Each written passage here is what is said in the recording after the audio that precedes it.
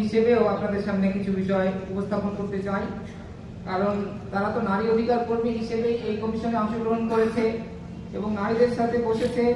এটি বলার মাধ্যমে তারা এই রিপোর্ট প্রস্তুত করে জাতির সামনে উপস্থাপন করেছে। এখন কথা হচ্ছে যে তারা আসলে নারীদের রিপ্রেজেন্টেটিভ যারা, তাদের সবার সাথে বসেছেন কিনা।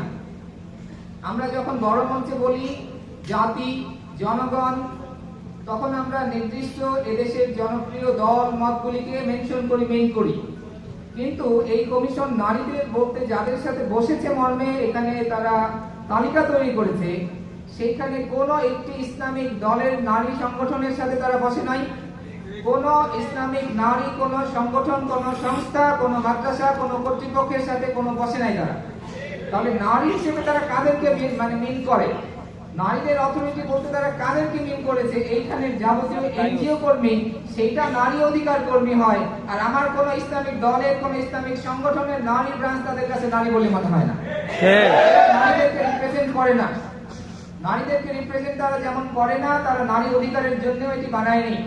এবং এই রিপোর্ট শুধুমাত্র নারীদের বিষয়ক একটি রিপোর্ট না, এটি জাতির জন্য অত্যন্ত উদ্বেগজনক একটি রিপোর্ট, যেখানে জাতি রাষ্ট্রকে পরিবর্তন করে পশ্চিমা ধাঁচের একটি সমাজ বিনির্মাণের প্রচেষ্টা হয়েছে। শুধুমাত্র নারী বিষয়ক রিপোর্ট মনে করবেন না। এবং তারা প্রত্যেকটি সংস্কার কমিশনের সাথে বসেছে, তাদের এজেন্ডাগুলি সেখানেও ঢোকানোর চেষ্টা করেছে।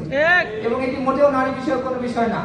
স্পেসিফিক ভাবে বলছি যে আমি ঢাকা ইউনিভার্সিটিতে আমার হিজাবের জন্য নিকাব করার কারণে যখন আমাদের মেয়েদেরকে হেনস্থা করা হয়েছে, এইখানে মঞ্চে উপবিষ্ট অনেক বড় বড় আলেমদেরকে নিয়ে আমরা জাতীয়ভাবে সেমিনার করে তাদেরকে জাতীয়ভাবে থ্রেট দেওয়ার পরে তারা আমার ক্যাম্পাসে নারীদের উপরে জুলুম বন্ধ করেছে। কিন্তু এই নারী অধিকার কর্মী সেজে সেই মানুষগুলিদেরকে কখনোই দেখি নাই আমার সেই নির্যাতিত হেনস্থার শিকার কোন নিকাবী মেয়ের পাশে দাঁড়াতে। দেখি নাই সেই সুবর্ণচরে কোন বিএনপির প্রতীকে ভোট দেওয়ার কারণে গণধর্ষিত সেই নারীর পাশে দাঁড়াতে। বাংলাদেশের শত্রু এরা, আমার মা বোনদের শত্রু, এরা ইসলামের শত্রু। এই গণশত্রুদেরকে গণশত্রু হিসেবে পরিচিত করতে হবে। এদের হাতে এদেশ নিরাপদ না। এদেশকে আমরা বিপ্লবের মাধ্যমে স্বাধীন করেছি এই রকমের এজেন্ডা বাস্তবায়নের জন্য না। সেক্ষেত্রে সরকারের পক্ষ থেকে সুস্পষ্ট ডিক্লারেশন দিতে হবে এই নারী কমিশন এবং রিপোর্টের ব্যাপারে তাদের অবস্থান কি।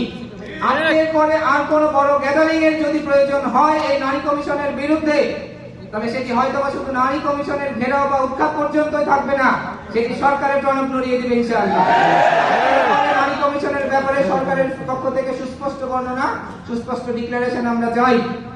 সর্বশেষ একটি কথা উম্মার জন্য না বললেই না। আজকের এই জুলাই পরবর্তী আন্দোলন পরবর্তী বাংলাদেশ আমাদের আলেমদের রক্ত, তাদের চোখের পানির বিনিময়ে অর্জিত হয়েছে।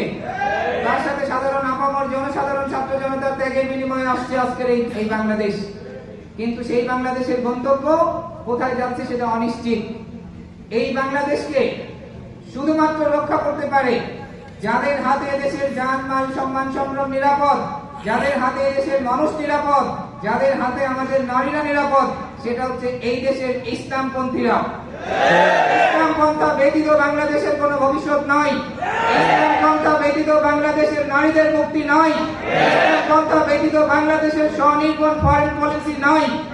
সেই ক্ষেত্রে উম্মার নেতৃবৃন্দ এখানে আছেন, আপনাদের পক্ষ থেকে ইসলামী বৃহত্তর ঐক্যের আমরা ঘোষণা চাই। স্পষ্টভাবে জানিয়ে দিতে চাই, আমরা আপনাদের পিছনে আছি। আমাদের দল মত মাযহাব মাসলাকের সকল পার্থক্যের ঊর্ধ্বে। আব্দুল্লাহ এখানে বসেছেন, আপনারা জানেন সে অন্য একটি মাসলাকের, সেক্ষেত্রে আমাদের কোনো সংকীর্ণতা নাই। আমরা দেশের স্বার্থে, জাতির স্বার্থে, আমাদের মা বোনদের রক্ষার স্বার্থে একসাথে আছি। আপনারা ডিক্লার দেন, ইনশাআল্লাহ আমরা আপনাদের সাথে আছি। আমাদের নেতৃবৃন্দদের কাছ থেকে সেই আহ্বান দেখে আমি আমার কথা শেষ করছি। জাতিকে রক্ষার অর্থে আমাদের মা